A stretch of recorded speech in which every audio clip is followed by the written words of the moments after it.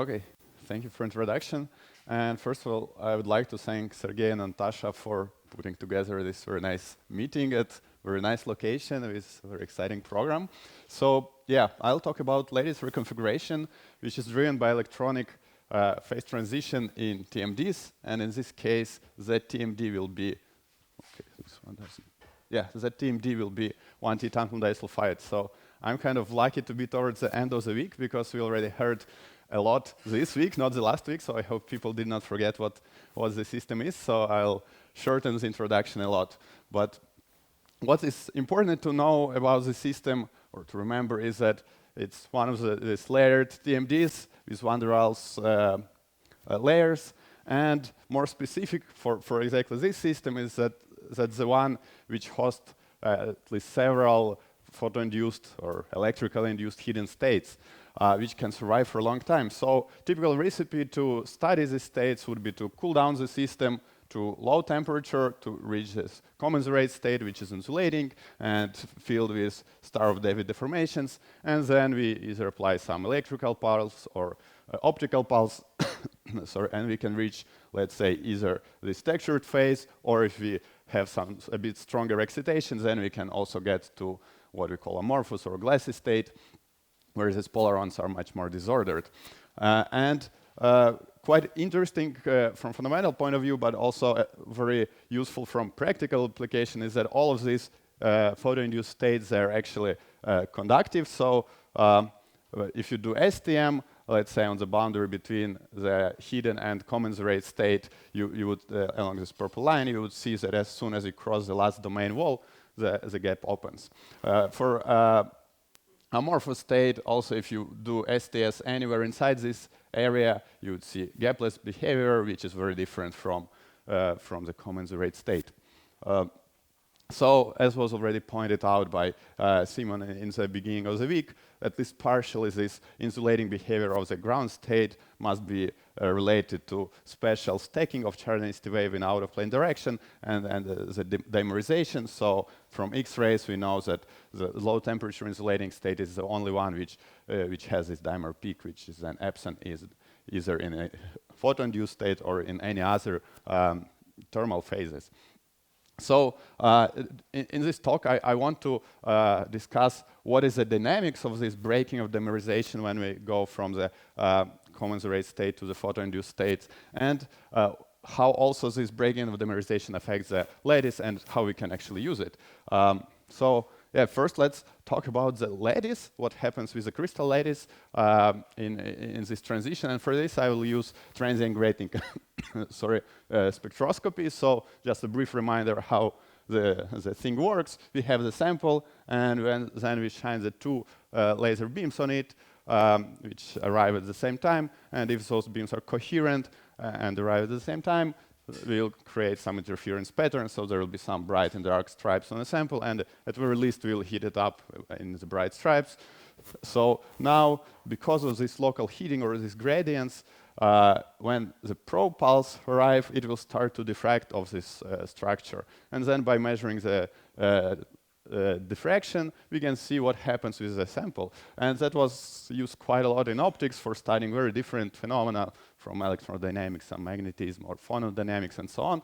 And what's interesting about this spectroscopy comparing to typical optics, that here we are not limited to k equals 0, but we can go to finite momentum, which is defined by periodicity of the structure. So of course related to the wavelengths of excitation. And if it's in optics, wavelength is pretty long. Here, what I will show you also the extreme UV transient grating with the wavelengths of just a few tenths of nanometers, so we can produce these periodic structures on sub-100 nanometer length scale, which is somehow more relevant for the system. So actually we can approach some relevant domain size in a system. So first, to do kind of test experiment, we start at room temperature, where the ground state is not yet this insulating one, and we do not expect to observe any photo-induced, or at least long-lived photo-induced states. So if you do optical transient grating, that's the signal which we observe. There is a very fast rise time, and then quite quickly it relaxes to some new level. That's probably simple. We partially pump away the charge density wave, which then reappears, and then there is some heat effects which we cannot really see on this very short time scale because of very long periodicity of the grading. In this case, it was about 10 microns. Now, if we do the same kind of experiment in extreme UV, so here results. So I actually changed the x-axis. So now the optical signal is very fast in the beginning. In EUV, we observe something very different. First of all, there is no fast transient. There is a rise time of a couple of picoseconds, and then some oscillations and recovery. So how to understand it? Obviously, we don't see directly the electrons, because why there is no this fast transient. And this rise time is somehow fit very well electron lattice thermalization, so probably what we see is really oscillations of the lattice. And on the recovery, these oscillations can be fit very well to the dispersion of acoustic modes in a system. So everything seems to be normal, understandable, and maybe a bit boring. So let's go to low temperature, where we hope to see the photoinduced states. And first I'll show the raw image of the detector, so the camera, what we are observing there, to make sure I'm not faking the data. So here is a camera, where there is no signal because our sample is for now in homogeneous state. Then we cross two pumps, we create this periodic structure, and we start to see some intensity. And we see this intensity even after we close the pump. So actually we close it immediately after this first image, and you can see that for some hundreds of seconds, the intensity more or less does not relax. So is it a photoinduced state or not? We first have to make sure that it's not any artifact. So we go to the fresh spots that repeat the same experiment, start with no diffraction, apply 2 pulses, and we see the scattering. And if we hope to see the photoinduced state, that was already mentioned a couple of times, I think that we can tune the lifetime of this state. So the typical way to get rid of the photoinduced state would be to anneal. And here we can do it with simply with laser. So instead of using 2 pumps, we now shine with a single pump on a sample, which acts as a homogeneous heating. And indeed, we do relax the whole structure. The diffraction immediately disappears. So if I summarize it on a graph, what we get is extremely fast increase of the diffraction, which then stays more or less constant. Here we waited for a few hundreds of seconds, and then we can erase it. So indeed, we observe something metastable. It's probably hardly can be called transient anymore. What's also interesting is actually this amplitude, which, even though I'm plotting in arbitrary units, you can believe it's about 2 orders of magnitude stronger than anything else which you could expect in this kind of experiment. Of course, we had to confirm that it happens more than once, so we repeated the experiment many times. That means 4 times. And each time we start with a homogeneous state, we switch, we wait, it's still there, and we erase. And each time it works, even though the efficiencies varies a bit. I can talk about it a bit later, but it works each time. Now, why does it work? I mean, in principle, that was our idea to observe something like that. So if we start with homogeneous state, we cross these pumps and we produce the stripes of new electronic order. But that's actually where I think the fortune comes into game, because if you would consider only the picture like this, you shouldn't see any signal in EUV. Which we haven't realized before applying for experiment. But we were apparently fortunate enough to see something. And why is that? So if you have only this electronic reconfiguration, in our experiment, the pump is in resonance with one of the tantalum transitions. That's simply to try to make the switching more efficient. But the probe is far from any resonance. And if we need to diffract the beam, we need some gradient of refractive index, let's say. And of course, there will be no gradient because of these tiny electronic reconfigurations in soft X-ray range. And in fact, that's what we have seen also in room temperature data, because there is no fast signal at room temperature. We are not sensitive to any electronic reordering. We only observe the lattice. And that's what typically is visible in X-rays or EUV. So in addition to this electronic reconfiguration, what we need is real space modulation of the surface. And this can be created by, let's say, just heating. But then how would it be stable? Even if we create the new electronic orders as soon as the heat is dissipated, as soon as the bright and dark stripes are equilibrated, it should disappear. So apparently, we need some additional contribution from the this electronic phase transition, so which would create a real space modulation. And actually, this is known for already 40 years or so. Once you cool down the sample from room temperature state, so this near commensurate state, to the insulating state, there is a huge expansion along the c-axis, and it's about 0.5%. And so at that point we thought, okay, probably hidden state is so similar to the NC state. It's also the one without this dimerization. In all respects, it's very similar. So probably the similar effect should occur once we switch from the C state to the hidden state. And now I'm very happy that on Monday, Simon mentions that indeed that's what they're observing in the experiment. Once they switch to the hidden state, there is this huge change of the lattice along the c-axis. So I think now I have an excuse to do all these estimations on the further slides. So we can calculate what should be the efficiency of this diffraction with simple textbook formula for sinusoidal diffraction grating, and for various wavelengths at different incidence angles, we can get efficiencies as high as a few tenths of percents. For shorter wavelengths, this bold line is our experimental wavelengths. Of course, life is not so simple in X-rays, and therefore we actually need to take into account also the reflectivity of the material, which is pretty bad. So if I do so, I still can calculate the efficiencies for many wavelengths in the range from 30 nanometers down to 0.5 nanometer. And you can see that, yeah, if you're in a bit bad configuration, the efficiency is tiny, but as you go to the grazing incidence, you can reach the efficiencies which is of the order of some fraction of the percent for shorter wavelengths.